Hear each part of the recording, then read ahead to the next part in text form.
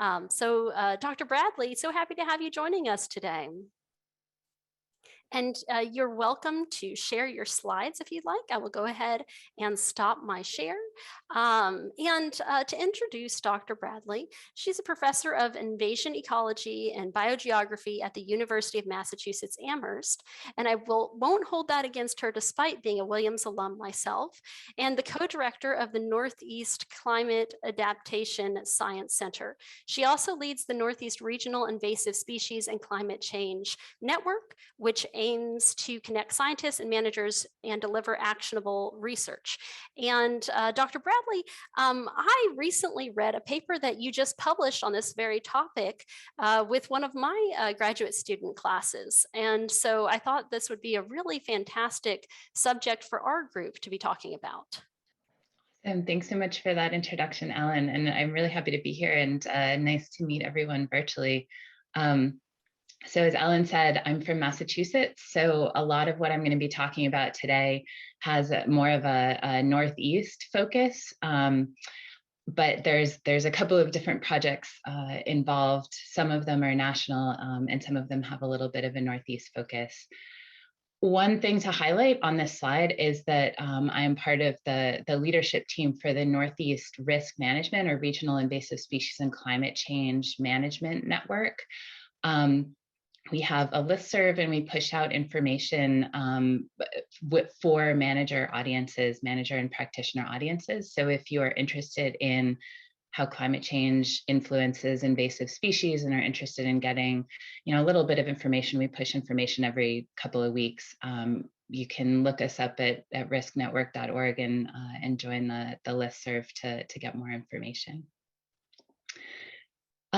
So we know really well, I think, in invasion science that prevention is the biggest kind of return on investment, right? So by the time we get to the point where invasive species are widespread and all over the place, by the time we say, uh-oh, we recognize the species as really widespread, we're already experiencing ecological consequences, we're already experiencing economic consequences. And essentially, at that point, there's really no hope for prevention and eradication, which is where we get that most bang for our buck, right? We also know that a lot of states, so Massachusetts included, which is sort of the screenshot over here, that many states have regulations for preventing the sale of ornamental invasive plants. And there's a bunch of different types of risk assessments out there and regulatory processes out there, but they all essentially aim to do the same thing, which is to identify potential invasives before they are widespread, before they're reaching that, everywhere stage, and stop them from being introduced. And we're, this session, I think, is mostly focused on ornamental plant sales. And the reason that we're so focused on ornamental sales and thinking about invasive plants for sale is that ornamental sales are really the primary pathway for invasive plant introduction and spread. This was from a paper almost 10 years ago, where this is actually an undergraduate student who led this work looking at introduction pathways for about 1,000 invasive plants in the US. And what she found was that about 60% of plants that are recognized as invasive now were introduced intentionally. The vast majority of those sort of outlined in black here were introduced as ornamentals. About 10% accidental and about 30% we're not really sure how they got here because we've lost those records to history. So focusing on ornamental plant sales, preventing ornamental plant introductions that are likely to lead to invasions, that's a really important place that we can focus to prevent future invasions. And so the problem here is that most invasive plants are still for sale. So this is led by Eve Beery, who is a PhD student. Actually, she's set to graduate next month, and an undergraduate at UMass, Maddie Patrick. And we essentially wanted to know, okay, 20 plus years ago, there were some initial papers that essentially said, we need to focus on ornamental plant sales as a major pathway to prevent the introduction of future invasive species. So it's 20 years ago that this was really highlighted in the literature, 2001 paper. And so we wanted to look back and say, okay, have practices changed? Have we improved the way that, have we reduced the sale of known invasive plants? And it turns out we really haven't at all. So Eve and Maddie found that the majority of invasive plants are still for sale. So 61% of over 1,000 plants that they looked for. This involved a lot of Googling. And so essentially what we're doing right now is continuing to dig ourselves deeper into the invasive plant problem. Not only are we kind of failing to prevent future invasions, being proactive about future invasions, but we're also even failing to slow the tide of known invasive plants. And so what I want to talk about through this presentation is to give a little bit more background on those invasive plants for sale. And then I want to focus on regulations, so state regulations across the 50 US states, to ask a question of how well are existing regulations preventing the sale of invasives. And you can probably guess that we're not doing a great job based on how widespread invasive plant sales continue to be. And then the last piece I want to focus on is some kind of deeper dive that we've done in the Northeast states specifically to think about how we can improve regulations, these state, both risk assessments and regulations, to make them more consistent and proactive. And before I get going, I just want to acknowledge that there are a lot of co-authors associated with this work, especially folks who help out with the Northeast Risk Leadership Team. Jenik Allen, Eve Beery, and Emily Fusco have led a lot of the work that I'll be talking about. So background, 61% of known invasive species still sold as ornamentals.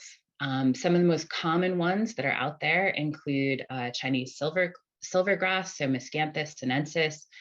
This is regulated in one state of Connecticut. It is, I think, very well known if you talk to folks who have managed this species to outcompete native plants. It's also linked to increased fire frequency in the Southeast, so I think that would include parts of Kentucky.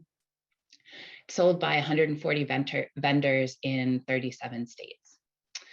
Japanese barberry is a big one up in the Northeast that concerns us a lot in forested ecosystems, so Berberis thunbergii.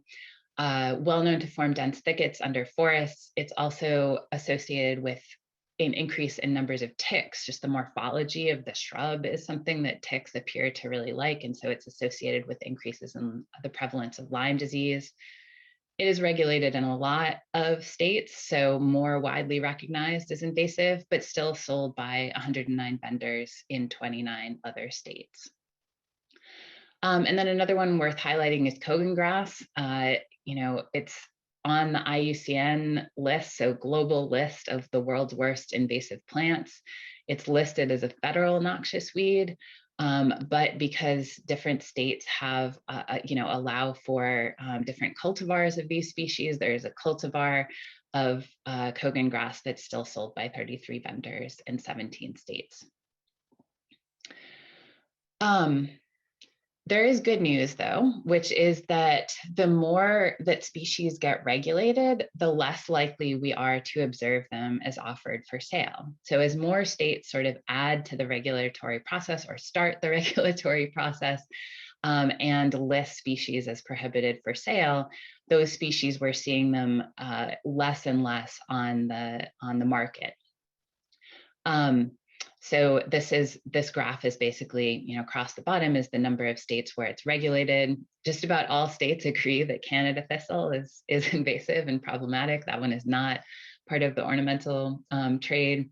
But there are lots of species that are, that a few states or several states agree are invasive. Those ones like burning bush, Norway maple, glossy buckthorn, yellow iris, are all ones that are part of the ornamental trade, even though several states agree that they are problematic and invasive.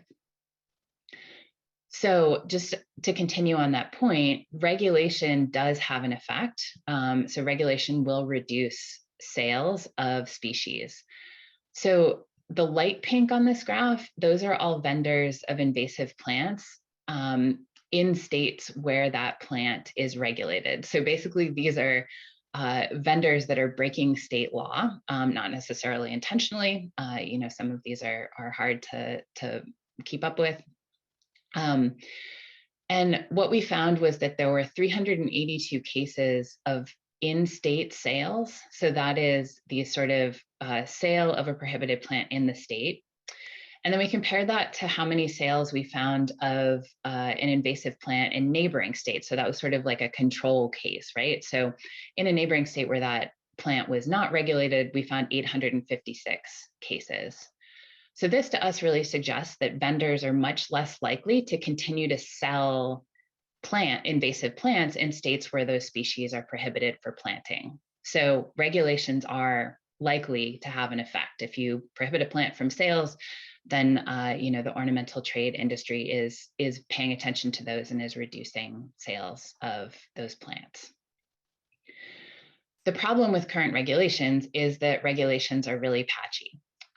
So this is an example of different states where glossy buckthorn is regulated for sale. Those are the sort of dusty pink states on here. And then the dots are places where glossy buckthorn is available for sale.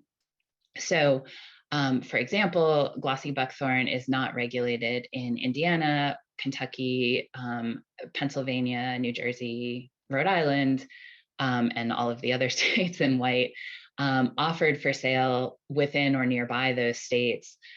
Probably not a case where glossy buckthorn is not invasive in those states, just that it hasn't gotten regulated yet, and so we're perpetuating that invasive species problem. So that was sort of an overview of background on invasive plant sales. The next piece is, all right, well, let's look at the sort of broader scope of existing invasive plant regulations and think about how well they're doing at preventing the sale of invasive plants. And so we looked at two things. We looked at both consistency in terms of regulations, and we also looked at how proactive regulations might be. Proactive meaning the likelihood that a species would be regulated before it is widespread or before it has even made it to the state. So invasive plant regulations are inconsistent. So this is that, similar to that graph that we saw before in the invasive plants for sale. One species, Canada thistle, almost all states agree that that's invasive and have listed it as prohibited for sale, which doesn't do a whole lot because not too many people are selling Canada thistle. The more important piece to kind of look out for here is like this bar over on the left side, right? So almost all of the plants that are regulated are only regulated or listed for regulation in one or two states, which means that we end up with this really patchy landscape of regulation. And here's what that looks like on a map. So this is actually not the number of states that are regulated, but instead the number of species that are present in a state and are not regulated in any way. And you can see that Kentucky lights up on this one, largely because there aren't, as far as I know, state regulations for those for invasive plants, and there are a lot of invasive plants present in Kentucky. So that means not only, within the state is the existing problem being perpetuated, but it also means that Kentucky is being, what we might term a bad neighbor to states surrounding it that have put a lot of effort into regulating these plants. If those plants are still being offered and moved around in Kentucky and moving into neighboring states, then that's a problem not only for the state, but for the entire region. The other piece of this is that not only are the invasive plants inconsistent, but they're also fairly reactive. So the states in the hash marks are ones that we don't have data for. So there are 5 states currently, including Kentucky, that as far as I know, do not have invasive plant regulations. If you look at all of the other states, this is just a number of plants that are listed in that state that are not yet present in the state. So for example, if we look at Tennessee, of the different plants regulated in Tennessee, one of them is not yet present in the state. But if you go up to Maine, of the invasive plants regulated in Maine, 7 of them are not yet present in the state. And on average, across all of the states that have regulation, 11% of plants are listed proactively. That is, they're regulated, they're prohibited for sale, and they're not yet present within the state.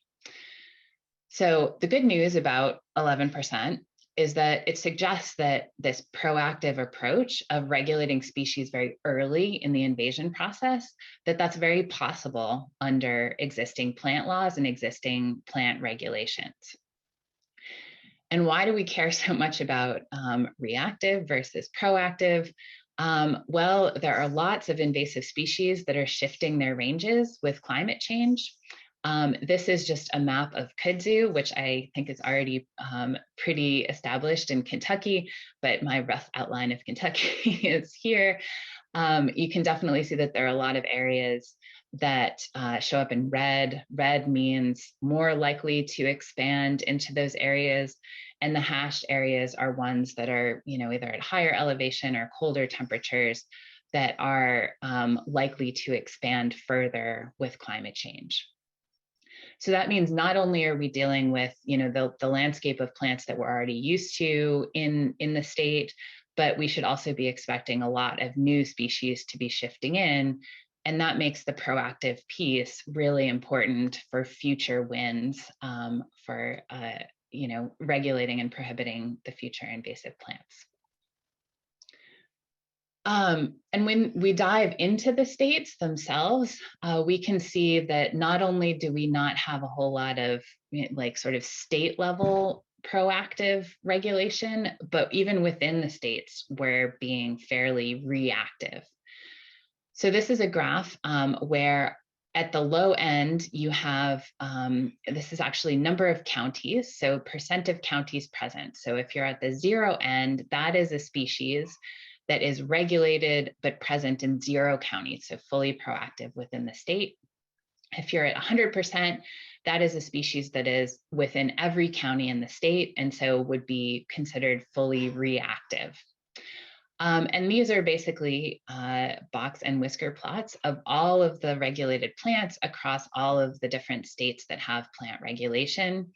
And 47% is sort of the average across all of these, which says that if you look at the body of regulated plants, they are present on average already in half of the counties of the state, which means that, and especially if you're up here, this is actually one of the reasons that we've focused a lot on this, is because these are mostly Northeast states are regulating very reactively. If you're up there, then you've missed your chance at preventing at that sort of prevention stage. So your regulation is essentially, it might be completely ineffective at that point to prevent the sales of something that's already throughout the entirety of the state. So last piece that I wanted to talk about is that sort of deeper dive into what's going on in New York and New England states. And I suspect that the kind of conclusions that we've drawn from these states is going to be quite similar for Kentucky and similar to many other states. And so the question that we wanted to pose was, okay, we see this landscape where we've got lots of invasive plants for sale. We see a landscape where existing regulations are inconsistent across state borders and are very reactive. And so how can we improve regulations to make them more consistent and to make them more proactive? And so we'll start with the consistent piece. So what might cause inconsistent regulated plant lists? So again, this is a focus on Northeast states. So New York, Rhode Island does not have a regulated plant list. So it's really 6 states that we're focusing on. These 6 states across the Northeast have 128 species that have been regulated in at least one of those states.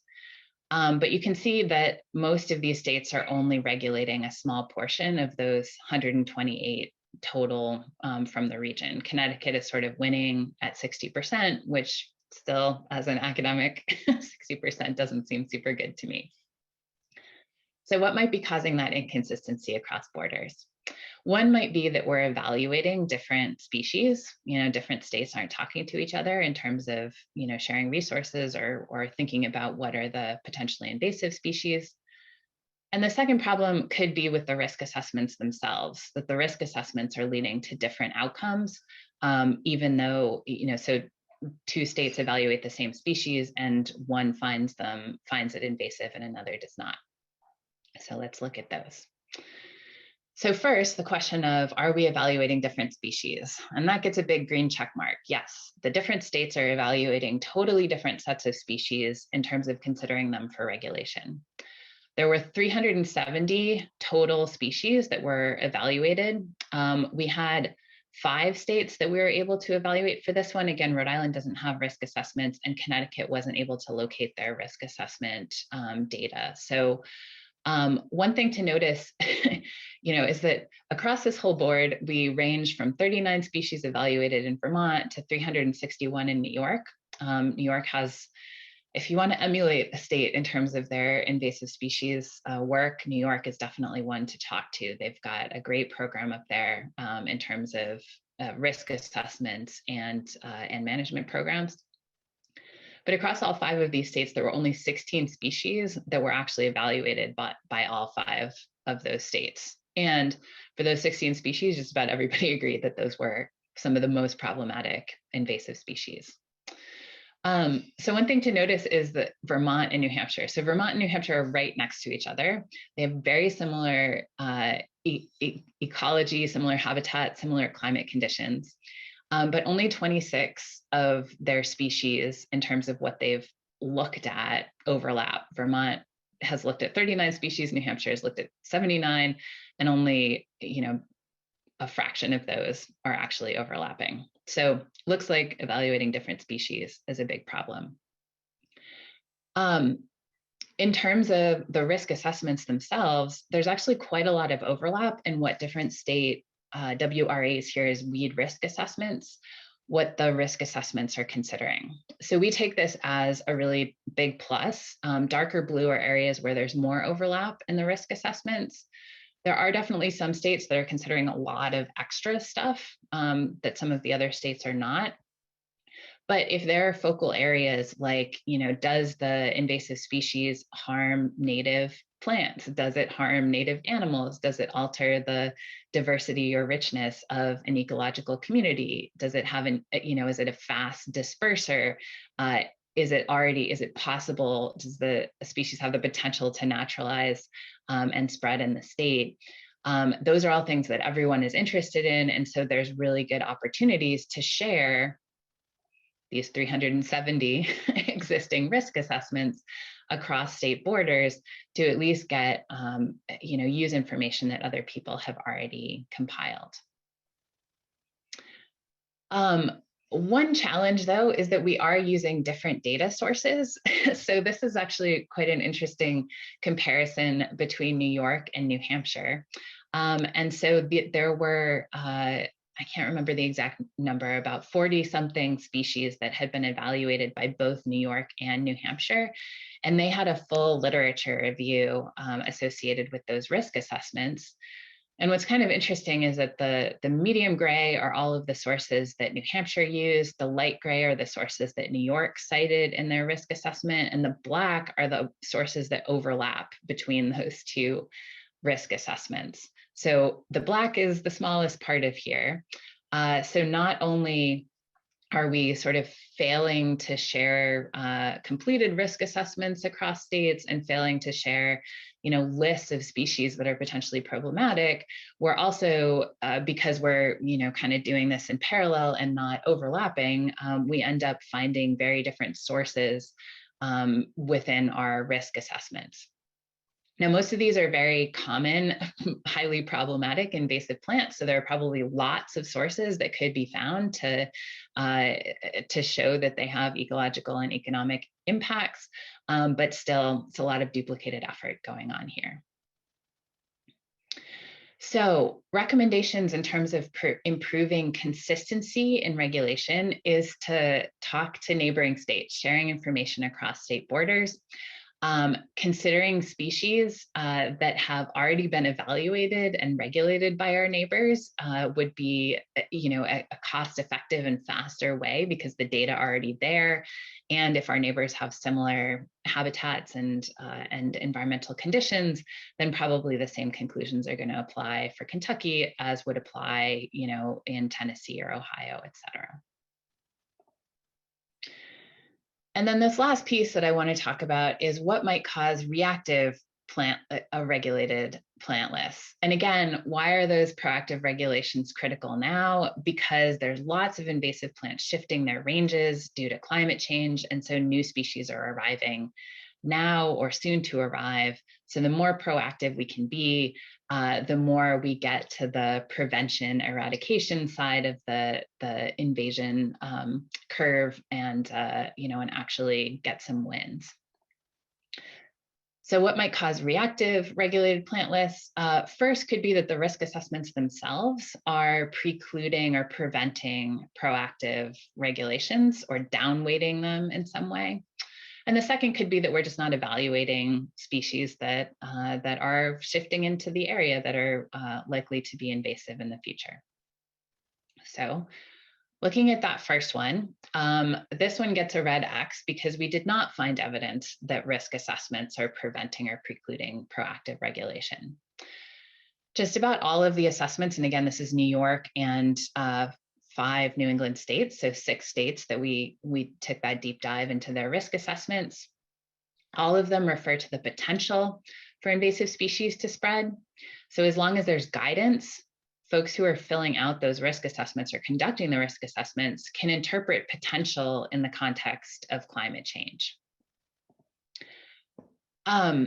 Also, assessments, all of these, at least the ones that we read, have the potential to evaluate species that are not yet present in the state. So for example, there's a screening question in New Hampshire that says, is a species currently established outside cultivation as a non-native somewhere within the region of interest? And they define the region of interest as any New England state.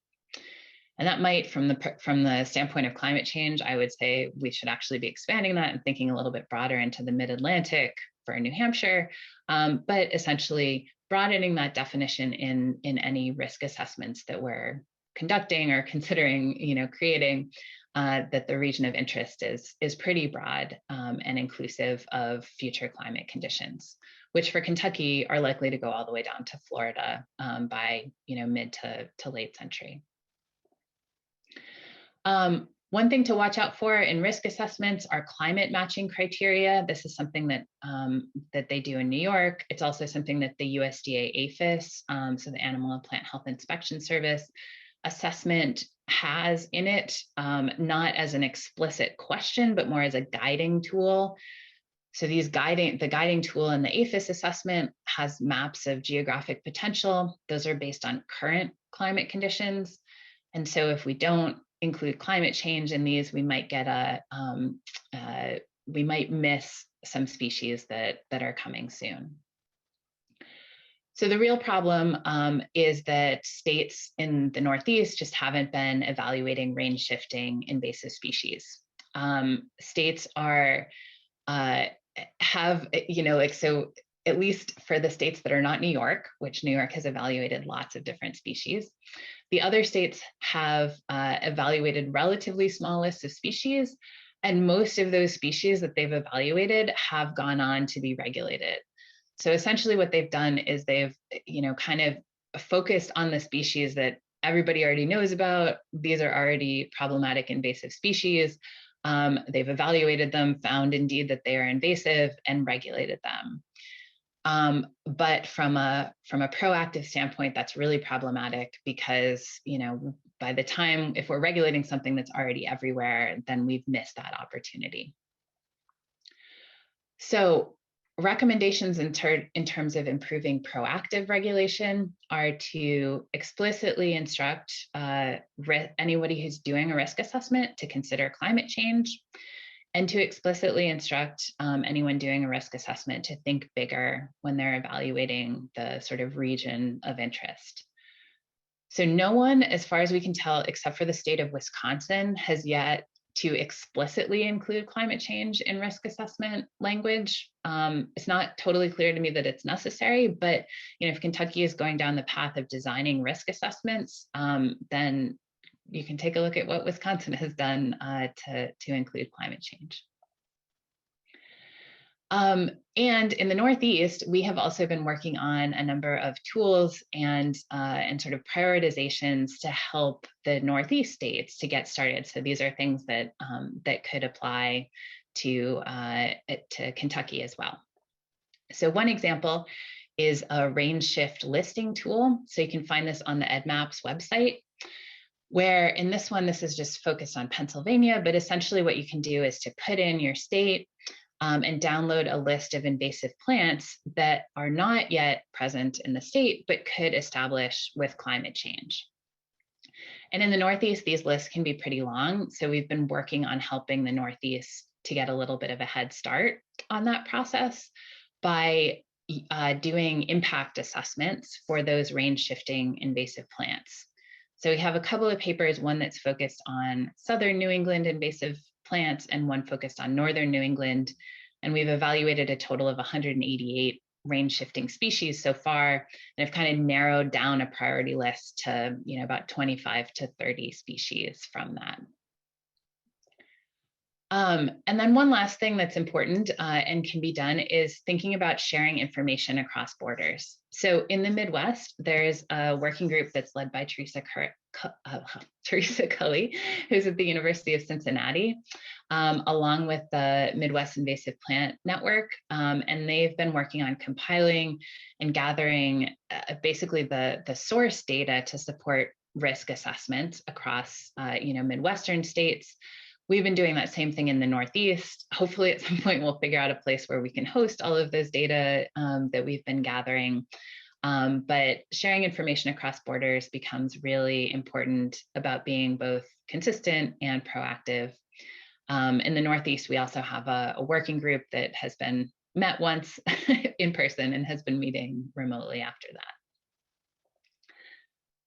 And so all of this work has been in collaboration or conducted by the Northeast Risk Management Network. So I know that most of you are not from the Northeast, but there are several other regions of risk networks that have been started in the last year, including one that is just getting rolling or about to get rolling in the Southeast. And Kentucky sort of borders the Northeast and the Southeast. So if you're interested in more of hearing more or engaging with those networks, please feel free to check out our website, join our listserv, and let us know what you need. And that's it for me. So thanks so much for listening, and I'm happy to take questions if we have time. Wonderful. Thank you so much for that presentation. Really a lot of information there for us to consider and reflect on what other areas are doing, how we can learn from that. And I'm happy to report that Kentucky is participating both the Midwest and the Southern groups for species listing. We sit right at that nexus. So trying to learn from both of those groups. We did have a few questions for you. One question, once an invasive plant is no longer offered for sale, are there any data for any species showing that their discovery rate in natural areas slowed down? My cat's going to sing along right now. He wants to answer this question. That is a great question, and is one that would be really nice to try to. So part of the problem in the Northeast is that many of these regulations are either brand new or they happened, come up here, kitty. They happened like 15 years ago. He just gets into a mood around, like 9:30 and wants to play. Sorry. Connecticut, Massachusetts put in a bunch of regulations basically 15 years ago and then haven't updated them. Maine, New York has been consistently regulating. So New York would be the state that I would go to try to ask that question. Other states have only very recently put in risk assessments and regulations. So, like in the last 5 years or so. But yeah, that's a great question. I don't know. And I don't know of any studies that have looked at that because a lot of the regulations are relatively new. Great, thank you. We had another question. How many states are mandating control instead of just regulating sale? This person worked in Washington state and they have a very active control regulations on around 168 plants. Even private land has to manage some species. So could you comment on that? Yeah, so I think that that's actually so in the Northeast, the regulation is entirely prohibition of sales. Um, I don't, I think in the West that things are a little bit different just because there's a lot more public land relative to private land. And I don't know that I have not looked into the Western risk assessments and regulatory process to know how many of those include a need to control as well as a prohibition of sale. Western states have a higher proportion of invasive plants that are non-ornamental introductions. So basically the sort of, weedy plants that come in through agriculture or come in through rangeland practices and stuff like that. So it's a little bit different, like, prohibiting those is hard because there's no mechanism to actually prohibit. So I've got, you asked me two questions that I don't know the answer to. I'm sorry. Sorry to that way. We have a few more questions in the Q&A, but I know we want to move on to our next speaker.